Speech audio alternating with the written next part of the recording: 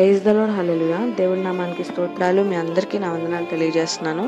ఈ దినం కొరకు దేవుడు సిద్ధపరిచినటువంటి మాటలు, ప్రియ సహోదరి సహోదరుడా, నీవు నీ యొక్క జీవితంలో చిన్న వాటి కోసం ఏదైనా ప్రార్థన చేసినప్పుడు దేవుడు వాటిని నీకు అనుగ్రహించిన తర్వాత ఇవ్వకముందు కలిగినటువంటి నమ్మకత్వం ఇచ్చినాక కనపరుస్తున్నావా?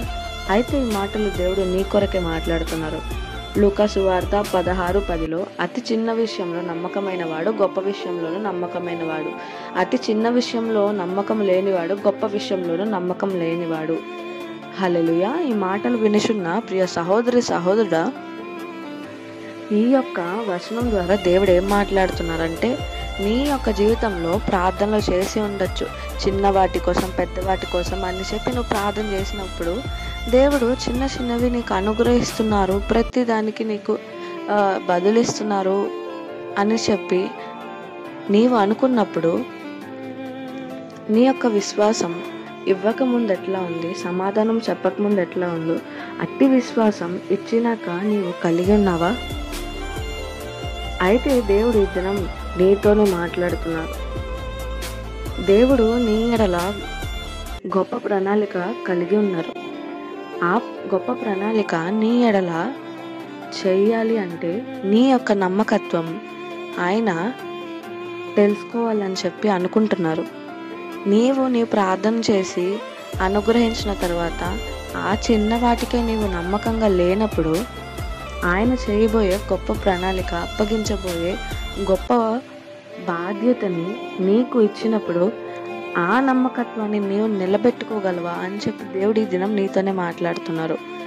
ఒక ఎగ్జాంపుల్ చూసుకున్నట్లయితే అబ్రహాము జీవితంలో మనం చూసుకున్నట్లయితే అబ్రహాముకి దేవుడు వాగ్దానం చేశారు, నిన్ను ఆశీర్వదిస్తాను, నేషన్స్కి ఫాదర్గా నేను నిన్ను చేస్తానని చెప్పి వాగ్దానం చేశారు.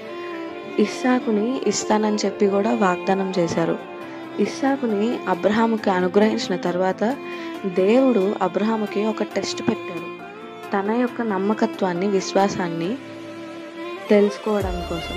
అందుకోసమే ఇస్సాకుని కొండపైన నాకు బలి ఇవ్వమని చెప్పి అడిగినప్పుడు అబ్రహాము మరో ఆలోచన కూడా లేకుండా దేవుడు ఇచ్చారు, దేవుడే అడిగారని చెప్పి బ్లైండ్గా ఇస్సాకుని కర్రలను తీసుకువెళ్ళి ఆ కొండపైన బలి ఇవ్వడానికి సిద్ధంగా కత్తితో రెడీగా ఉన్నప్పుడు దేవుడు ఆకాశం నుండి అబ్రహాము అబ్రహాము అని పిలిచి ఆపిన స్థితిలో ఉన్నారు.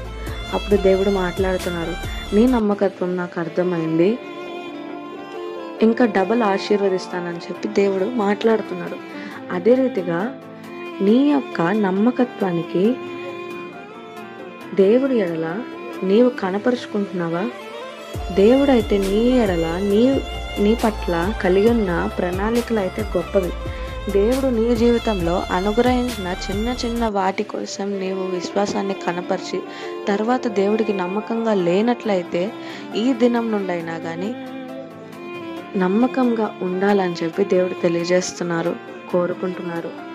ఈ వాక్యం ద్వారా ఏం తెలియజేస్తున్నారంటే, మన యొక్క క్యారెక్టర్ కూడా తెలుస్తుంది. దేవుడి కోసం మనం ఎట్టి విధంగా మన క్యారెక్టర్ని కాపాడుకుంటున్నాము అని చెప్పి కూడా అర్థమవుతుంది. చిన్న విషయంలో నమ్మకం లేకపోతే పెద్ద విషయంలో కూడా నమ్మకం మనం కనపరచము. చిన్న విషయంలో నమ్మకత్వాన్ని మనం కలిగి ఉండడం అంటే పెద్ద విషయానికి, నమ్మకత్వానికి పునాది వేసుకోవడం మాత్రమే. ఇప్పటి నుండైనా కానీ దేవుడు నీకు అనుగ్రహించినప్పుడు ఎట్టి విశ్వాసాన్ని నీవు కనపరిచావో దేవుడు అనుగ్రహించిన తర్వాత దానికి మించి డబల్ విశ్వాసం నీవు ఆయన ఎడల నీ యొక్క నమ్మకత్వాన్ని ఆయనకి కనపరచాలని చెప్పి దేవుడు కోరుకుంటున్నారు.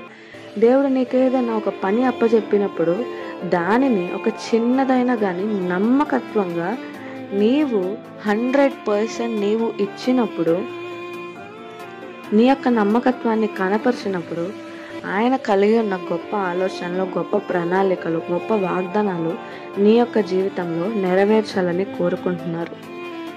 అట్టి కృప దేవుడు మీకు దయచేయునుగాక. ఆమెన్.